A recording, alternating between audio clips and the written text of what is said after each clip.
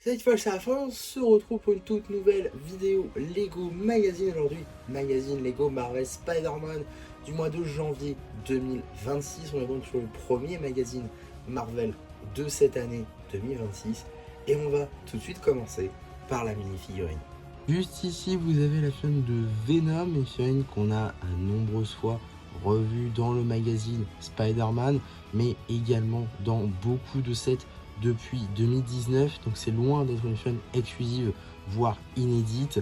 On a tout de même donc cette tête avec toujours ce visage maintenant iconique en réalité de Venom, un torse avec l'araignée et les muscles, voilà, des jambes sans tempographie, arrière de torse avec la même araignée, mais cette fois-ci sans les muscles forcément, et pas de tempographie à l'arrière de la tête. Et avec cette mini figurine, on va avoir une petite construction juste ici qui est donc un robot assez peu classique, on va dire peu commun en effet, hein. On a des pieds tout d'abord très ronds juste ici. On a ensuite des articulations assez classiques. On a des lingots ici pour les jambes, ça c'est plutôt cool. On a des griffes pour les commandes, pour faire un semblant de cockpit également, ça c'est plutôt sympa. On a également des tentacules pour les bras, on imagine. Voilà, un petit peu de pièces pour du Green en noir, ça peut être très utile. C'est très symbiotique, du coup un robot symbiotique. Donc ça j'aime beaucoup, une petite construction qui n'était clairement pas obligé de remettre. Maintenant l'intérêt de remettre en Venom alors qu'on a déjà eu plusieurs fois dans le magazine est peut-être relativement second. J'aurais peut-être aimé plutôt un Carnage, voire un Anti-Venom, ça peut être vraiment cool, avoir celui-ci en blanc par exemple, avec Anti-Venom, ça aurait pu être cool, et ça aurait permis à ceux qui ne voulaient pas acheter le robot ou alors d'autres sets, de pouvoir se le procurer. Donc voilà, un choix relativement discutable je pense pour ce magazine. En tout cas, on va très rapidement regarder juste ici le paper bag, avec donc tout d'abord une image à l'échelle. On va tester tout ça. Super, ça me fait mentir. Donc on n'est pas vraiment à l'échelle. On est un peu en dessous de l'échelle quand même. Mais bon, ok, pourquoi pas. 32 pièces, Venom 6+, ainsi que juste ici le petit logo Spider-Man. On a également l'échelle, encore une fois 1-1, ainsi que le petit numéro d'item qui permettra de le rajouter à votre collection Brexit, ou tout simplement d'obtenir les instructions sur le site de Blue Ocean. À noter toutefois que le système de numéro d'item a changé en 2026 et maintenant marqué L suivi de 3 0 et ici du coup 22,82. Donc voilà, j'imagine que c'est pour différencier les magazines des sets, je pense en tout cas. Donc voilà, plutôt intéressant à ce niveau là.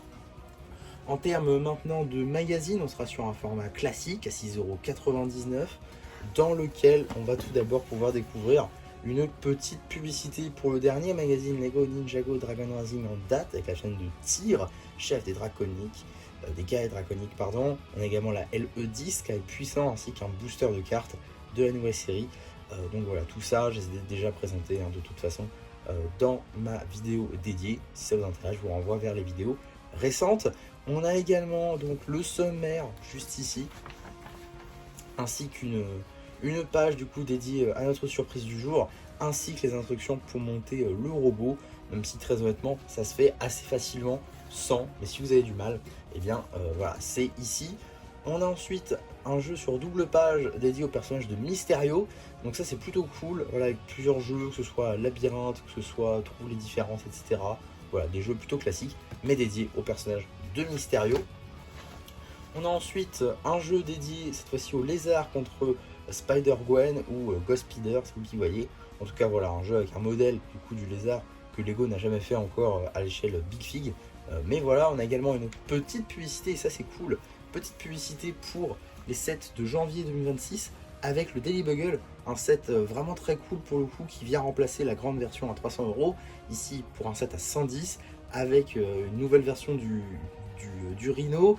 On a également une toute nouvelle version de Captain America Venomisé ainsi que Mysterio. Donc voilà, franchement des figurines assez folles, des figurines vraiment cool avec un build plutôt intéressant, même si un peu ridicule à côté du gros set à 300 € forcément, mais pour une échelle playset je trouve que c'est plutôt sympa.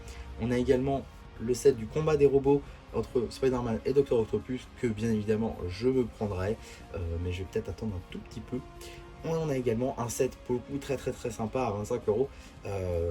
Le combat légendaire entre Spider-Man et Sandman, évidemment basé sur Spider-Man 3, avec enfin une nouvelle version de Venom, même si c'est pas le Venom comics, mais c'est un Venom du coup basé sur le film. Ça reste quand même un détail plutôt sympa et une fille pour le coup bien détaillée, donc ça c'est franchement cool. À ce niveau là, en tout cas, Marvel cette année redore un petit peu son blason avec des sets plutôt sympas. Donc voilà, on en reparlera forcément cette année. Ensuite, on a également une bande dessinée, tout simplement, tombée du ciel, qui me fait forcément penser à Maximum Venom, de par une météorite qui tombe avec une graine, etc. Voilà, forcément, ça me fait un peu penser à ça, même si c'est pas exactement ça ce qui se passe, mais c'est pas grave. On a également ici une petite page d'information sur Spider-Ham, ou aussi appelé Spider Cochon, Peter Porker, voilà, ça c'est marrant.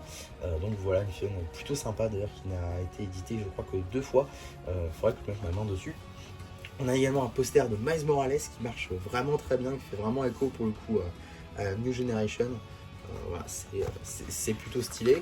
Et on a également du coup un poster quand il faut frapper au mur, avec le logo de Spider-Man au milieu, l'araignée assure, voilà, poster relativement classique, mais qui marche quand même très bien.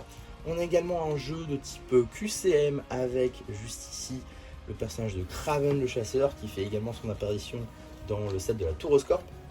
On a ensuite encore un QCM du coup sur le thème de Spider-Man avec plusieurs itérations et variations et variants de Spider-Man, avec ici Iron Spider, Spider Noir, Spider-Man 2099, le Spider-Hawk. Ici on a donc Spider-Ham, Ghost Spider et Scarlet Spider. Donc voilà, plusieurs itérations de la marinier. On a également la suite de la bande dessinée avec ce personnage là qui a la coupe de Lloyd, voilà, plutôt cool, avec visiblement la ville qui se fait tout symbiotiser, et c'est cool. Voilà, pour le coup une petite bande dessinée qui sera du coup disponible sur la chaîne BD si vous voulez la découvrir tranquillement. Suite et fin de la bande dessinée avec visiblement ce n'est pas désymbiotisé, donc bizarre, mais ok. Alors peut-être une suite du coup dans le prochain numéro. En tout cas, nous avons une petit jeu du coup type labyrinthe, ainsi qu'un petit coloriage. Ça c'est cool aussi hein, le fait d'enfin remettre des coloriages dans le magazine, chose qui était jusqu'ici monopolisée par les magazines comics. Donc ça c'est cool d'en remettre ci et là, ici du coup avec Spider-Man. Donc voilà, plutôt sympa. Avant de passer au prochain numéro, on va très rapidement parler des publicités, en passant tout d'abord par une petite publicité pour le dernier magazine Lego Star Wars en date, avec le Clone Pilot phase 1, un magazine plutôt cool qui a été un petit peu pris partout, en fait tout le monde le voulait et a raison, puisque c'est un magazine assez cool avec une figurine qui pour le coup est très utile, par le fait que c'est un clone permet de piloter du coup vos vaisseaux. Donc si vous avez plusieurs vaisseaux Star Wars sans pilote, c'est plutôt cool. Donc ouais, pour le coup un magazine que beaucoup voulaient globalement. Donc voilà, si vous en trouvez un et que vous le voulez, ne passez pas à côté, parce qu'il se peut qu'il soit en rupture dans pas très longtemps. Et ensuite, deuxième petite publicité, ce sera tout simplement petite publicité pour la nouvelle série de cartes à jouer et à collectionner, Lego Ninjago Dragon Racing série 9, Tempête de Dragon, une série que je suis actuellement en train de vous présenter pas mal d'ouvertures sur la chaîne en shorts. Donc si ça vous intéresse, n'hésitez pas à vous abonner pour pas louper ça. Et donc qu'est-ce qu'on a dans le prochain numéro? Nous aurons tout simplement Spider-Man avec le robot araignée.